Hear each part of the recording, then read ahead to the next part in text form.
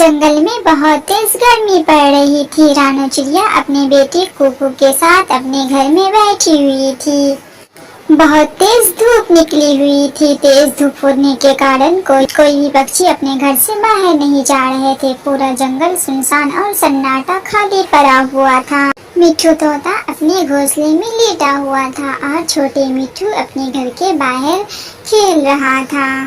छोटे मिट्ठू यूं ही खेलते खेलते बहुत ज्यादा थक जाते हैं। वो सोचते हैं क्यों ना मैं जाकर जंगलों की सैर कर आता हूँ। ऐसा बोलते हुए छोटे मिट्ठू उड़कर जंगल की दूसरी तरफ जाने लगते हैं। वो उड़ते उड़ते जंगल से काफी दूर चले जाते हैं। सामने उसे एक बड़ा सा दरख्त दिखाई दे रहा था। छोटे मिट्ठू उसी दरख्त पर बैठ जाता है। लगता है मैं अपने घर से बहुत ज्यादा दूर आ गया हूँ। पता नहीं फिर मैं वापस यहाँ से कैसे जाऊँगा। मैं तो ये सोच करके आया था कि जंगल में मुझे तरह तरह के स्वादिष्ट फल मिलेंगे और भोजन मिलेंगे, लेकिन यहाँ तो न ही फल मिल रहे हैं और न ही भोजन, और गर्मी भी मुझे बहुत ज्यादा लग रही है। छोटे मिट्ठू जहाँ बैठे थे उससे कुछ ही दूर एक पेड़ पे कालू कौवा बैठा हुआ था। कालू कौवा उड़कर मिट्ठू तोते के पास आता है। छोटे मिट्ठू, तुम तो बहुत ज्यादा बहादुर और होशियार हो जो इतनी तेज धूप में उतनी दूर वाले जंगल से यहाँ आ गए हो। अब भला किसी पक्षी में इतनी हिम्मत और ताकत कहाँ होती है कि वो इतनी तेज धूप में इतनी दूर तक उड़ान भर सके।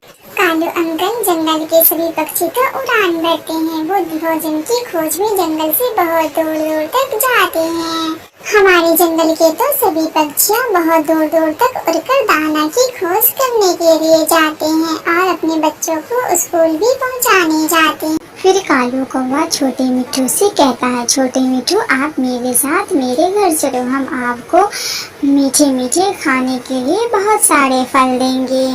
छोटा मिट्ठू कालू कौवा के साथ जाने ही वाला था कि तभी वहाँ पे रानू चिड़िया भी आ जाती हैं। छोटे मिट्ठू, आप यहाँ अकेले इतनी दूर क्या करने आए हैं? आपकी मम्मा और पापा को आपके बारे में पता है कि आप इतनी दूर यहाँ आए हैं। छोटे मिट्ठू के बोलने से पहले ही वो कालू कौवा बोल पड़ता है। छोटे मिट्ठू अपने पापा से पूछ करके आए हैं और इन्हें भूख लगी हुई है। ये मेरे साथ फलों के बागों में जा रहा है फल खाने के लिए। आप कौन है? हम तो आपको नहीं जानते हैं। आप हमारे जंगल के पक्षी नहीं हैं। मैं छोटे मिट्ठू बाबा का बहुत पुराना दोस्त हूँ। छोटे मिट्ठू, आप बताओ ना चिड़िया आंटी से कि बाबा हमारे दोस्त हैं, कोई मीठे फल खाने हैं ना। छोटा मिट्ठू रानू चिड़िया से झूठ बोलने लगता है। रानू आंटी, मेरे बाबा के ये दोस्त हैं। मैं अपने बाबा से पूछ करके इनके साथ आया हूँ और अब मैं फलों की बाग में फल खाने के लिए कालू अंकल के साथ जा रहा हूँ। मिट्ठू, इतनी तेज धूप और गर्मी में आप उतनी दूर से यहाँ आए हैं। आपके मम्मा और पापा आपको कैसे आने दिए हैं? खैर, अगर तुम मम्मा पापा की इजाज़त से आए हो तो कालू अंकल के साथ जाओ फल खाने। अब मैं चलती हूँ। ऐसा कहने के बाद रानू चिड़िया वहाँ से चली जाती हैं। तभी मिट्ठू तोता की आंखें खुल जाती है। वो झट से उठकर बैठ जाता है। छोटे मिट्ठू आप कहाँ हो? जल्दी से आ जाओ।